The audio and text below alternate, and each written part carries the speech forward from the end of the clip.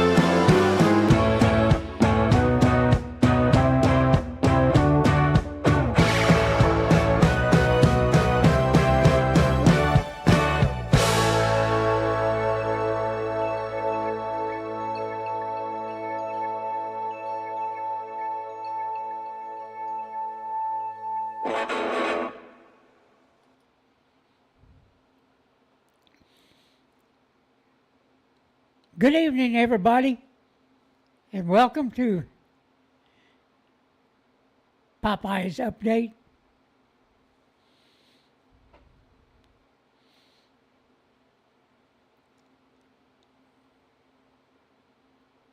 One thing I want to mention, if you just saw this,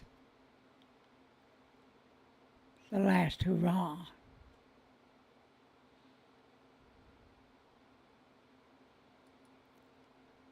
Is it?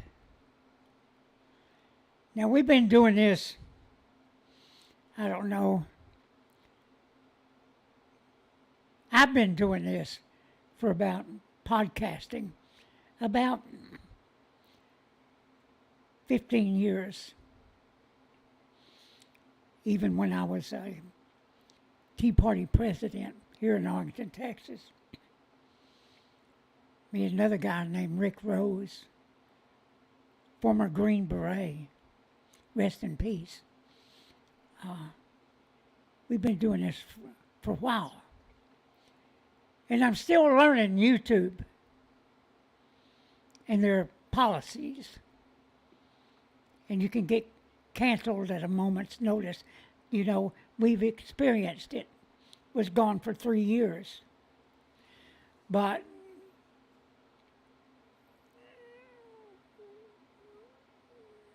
I'm trying to figure out if it's time for me to hang it up and let somebody else do this job.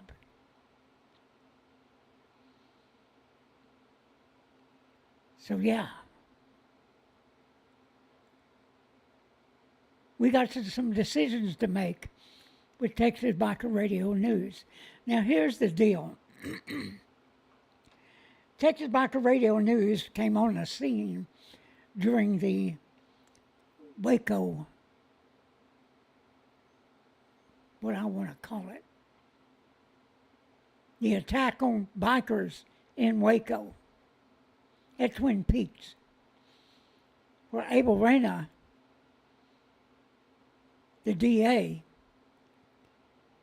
McLennan County, he was going to propel himself to the governor's office by convicting 200 to 154 people. That number went down as it went on and on and on. And we did 7 protests. And we got a lot of followers out of that. About 5,000 at first. And now we've got about 7,000, which we've been staying at that surprisingly after the being gone for 3 years. Absolutely incredible, really. But just whether those people are still participating or not, we haven't a clue. We haven't a clue. But I can tell things when I'm looking at the analytics and how many people are actually viewing these podcasts. And it's disheartening. But, you know, we know that bikers inherently don't like politics. And that's what our show is about right now. Because we're not going to talk about motorcycle clubs fighting each other and the outlaw element of it. We just don't do it. There are other platforms, that's exactly what they do. But that's not us. We're about the Constitution, and we're about people that have had their constitutional rights violated. So I'm going to take a hard look at this and see if I need to continue this or let somebody take it over that can maybe do a better job and doesn't have issues with health issues. That's what I'm thinking. It may be time to hang them up.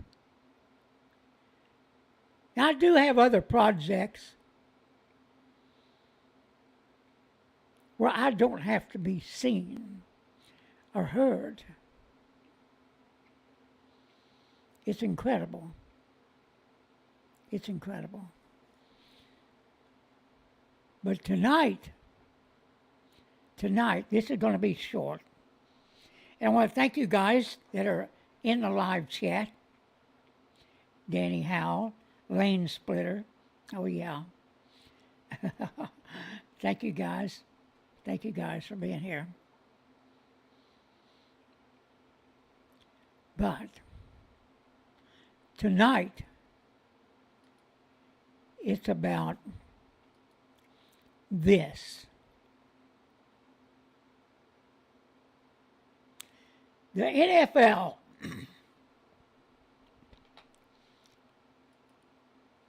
the NFL basically pissed on America's 250th anniversary this year, coming this year.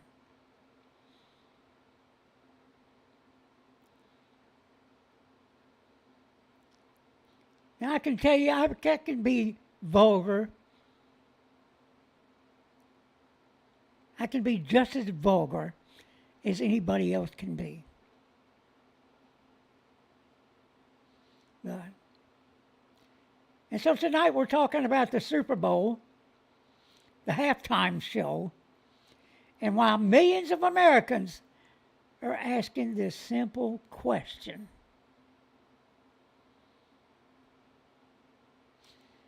Did the NFL completely miss the moment? Did they? And let me fix something here real quick. Let me do this.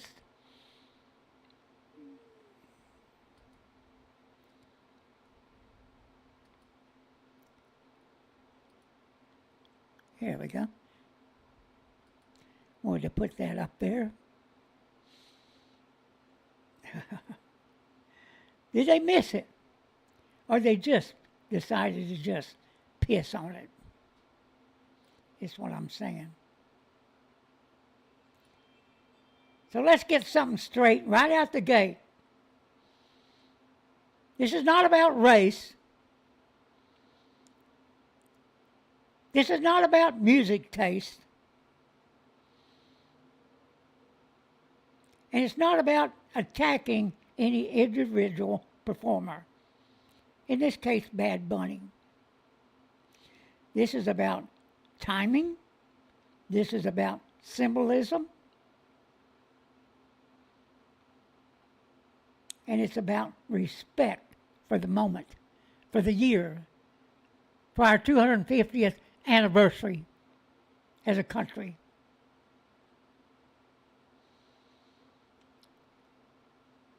So we're heading into the 250th birthday. It's not a random number. It's a once-in-a-generation milestone, everybody. The Super Bowl, or the Woke Bowl, isn't just a football game. It's the biggest cultural stage in the country.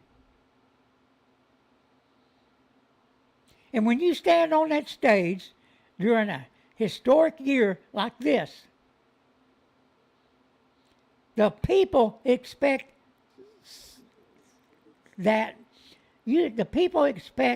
something that unites, not divide. Not divide.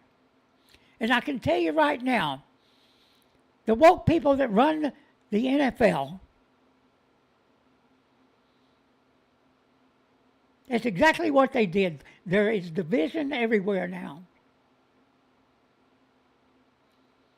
So us folks in the cheap seats from our living rooms, bars, break rooms, and kitchen tables, a lot of Americans watched the halftime show and felt disconnected. Not angry, not hateful, just we were ignored. And that matters. whether the NFL wants to admit it or not.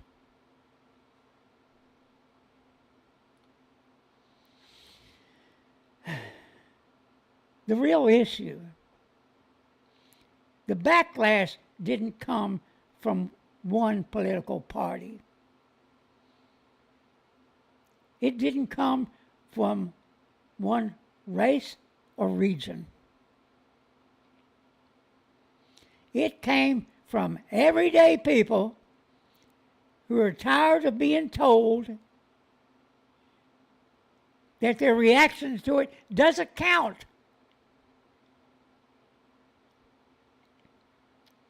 When institutions stop listening to their audience, hey, we've seen it. Trust breaks. And once the trust breaks, it's hard to get it back. Ask Budweiser. Ask them.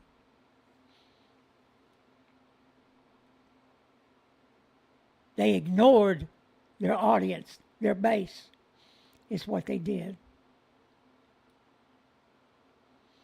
So again, this is not about the NFL's choice, not about the performer. The NFL chose the message. The NFL chose the tone. And the NFL owns the reaction. That's they had, and that's the reason people felt they needed maybe an alternate to the halftime show. They didn't want to be disgusted.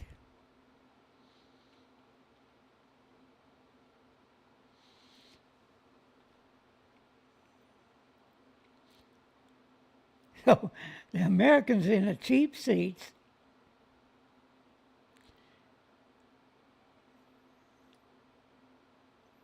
have issues.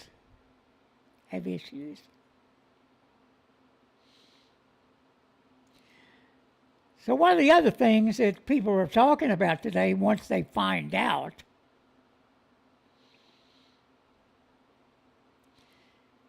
people are bringing up the content of his music.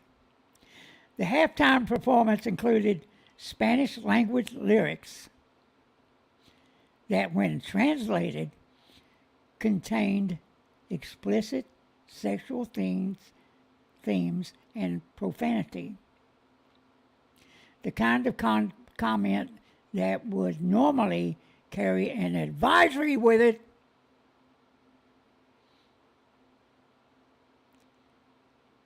if it were aired outside the late night entertainment context. That matters because the Super Bowl isn't a club show. It's a family event watched by tens of millions of households, including children.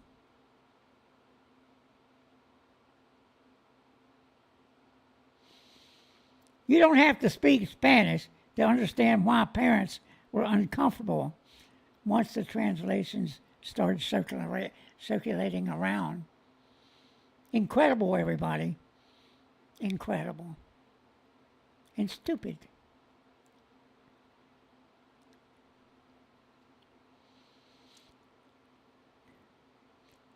I'm not going to repeat the lyrics here. You can look it up yourself.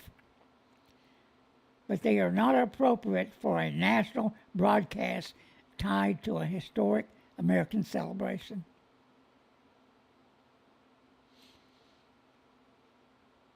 So, wow. It's crazy. You know, if an English language performer had used the same explicit phrases on stage, there would be no question it would have been an immediate backlash. And language Shouldn't be a loophole. No, no. So it's something else. It's something else.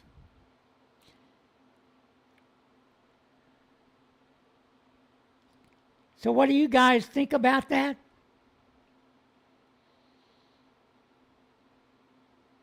Tell us in the comment section of this video as it goes out. So let's cover one more topic. From the cheap seats. Yeah. The average schmucks that's out there working for a living, that tunes into football for some relief. Now, I quit doing that a long time ago when I figured out they were woke. It's been that way again and again and again.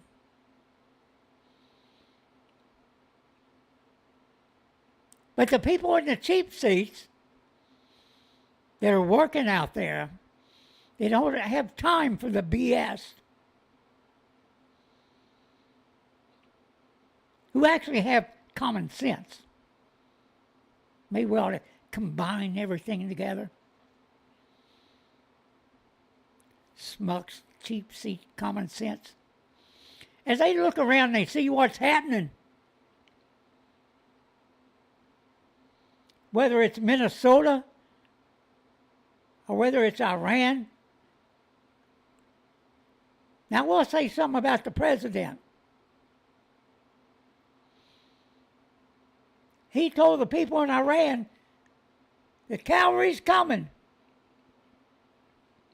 The cavalry's coming. And the Ayatollah started killing people. Now it's been delayed and delayed and delayed to the point that the Ayatollah and all his proxies and everybody else comes up with a plan. There is going to be no surprise attack. Maybe the hour or something. I don't know. But we cannot let this regime survive. All they're doing right now is stalling. And I don't know what kind of game we're playing. But people are dying. And if we don't take care of it, more Americans will die. More people around the world in the West will die. They've been at wars with us for 47 years. And we've done nothing. Oh, yeah, a few things here and there, but that's about it.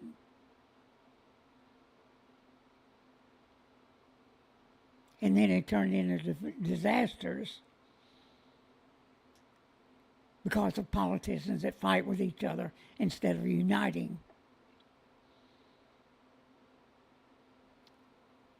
They don't know how to get along and do things that benefit the country.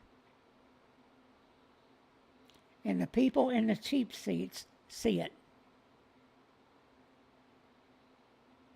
Just saying, everybody. Just saying.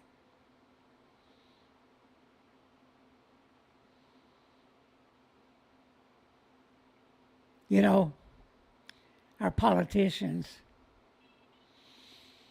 who piss money everywhere and around the world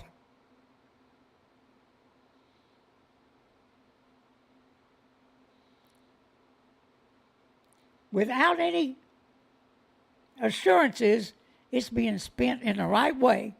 Just throw it out there and throw it out there to anybody and everybody for them to dip into it. Fraud, waste, and abuse.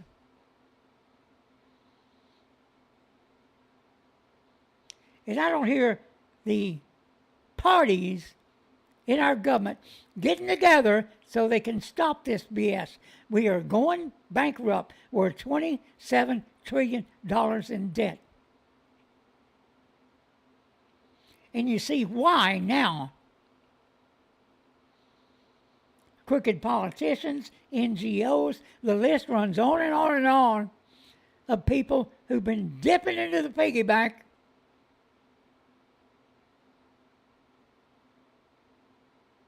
and the schmucks out here are sitting there saying, what the hell is going on?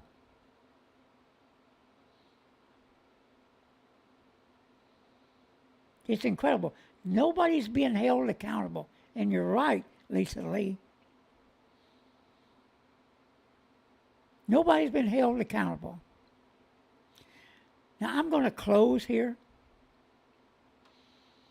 I got some decisions to make.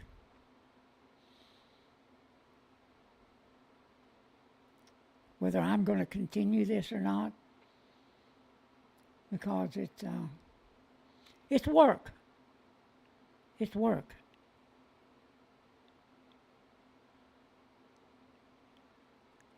I don't do much AI, but I can.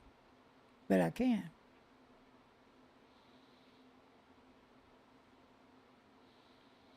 But it takes time too. Oh, let me talk about one other thing. Let's talk about AI for a minute. AI is interesting because I've dipped into it, and I have some other projects I'm doing, and it's interesting. I found out that AIs, they won't lie to you because all they are is just gathered information all over the internet and around the world. They gather information. They tell you what's been put into their machine. And it's a wealth of information. It really is. Instant. It can turn you into a genius. Even though you may be one of the average schmucks. So, yeah. So, it's incredible. But the one thing that may take the internet down, and let me tell you, I do hate it. I do hate things like where you're dealing with an entity, a platform where you can't talk to a human being.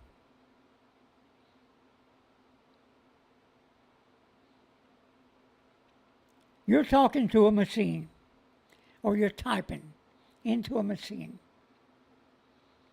And it can only do so much to help you out with whatever issues you might have.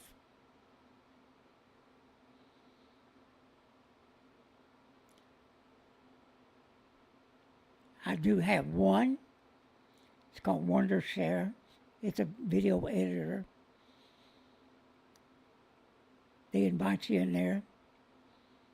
You go in there. You join in. You pay your credit card. Or you're going to get a free trial. Okay? You go in there. You put out your credit card in there. Open it. It's legit. And then when it's time for your trial to be up, then it's supposed to go into the regular deal the plan you bought. And that's supposed to take the logo off the video, off the screen. And then that doesn't happen. And then you try and talk to someone to tell them, hey, I bought this plan, and the logo is still there on the screen after I export it. Well, wait a minute. You can't talk to a person. There's no phone number.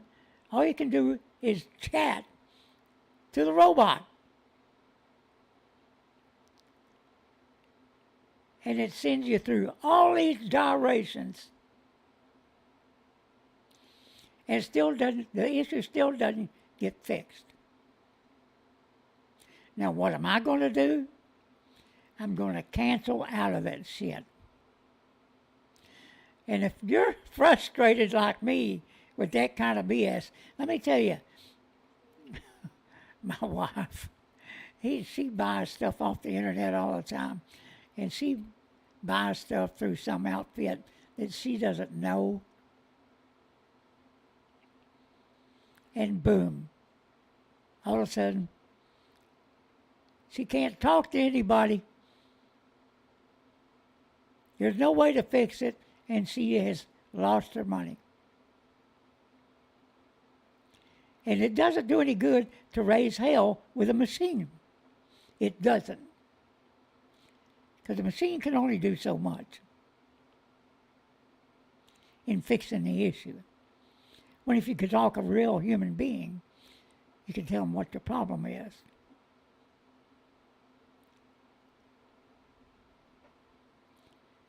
So, they don't want to talk to us. They don't want to deal with us. I don't have a problem with AI. I have a problem with the platforms.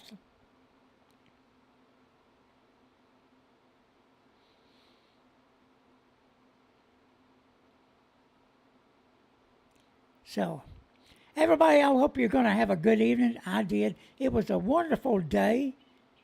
Was a wonderful day here in Texas. To get about 80 degrees. It was really warm. Really nice. I did ride around a little. But yeah. Okay, everybody. I'll let you know when it's over. And I'll talk to everybody in our club and deal, because my voice is kind of wearing out. With that, everybody, have a good evening. I'm going to. Bye-bye.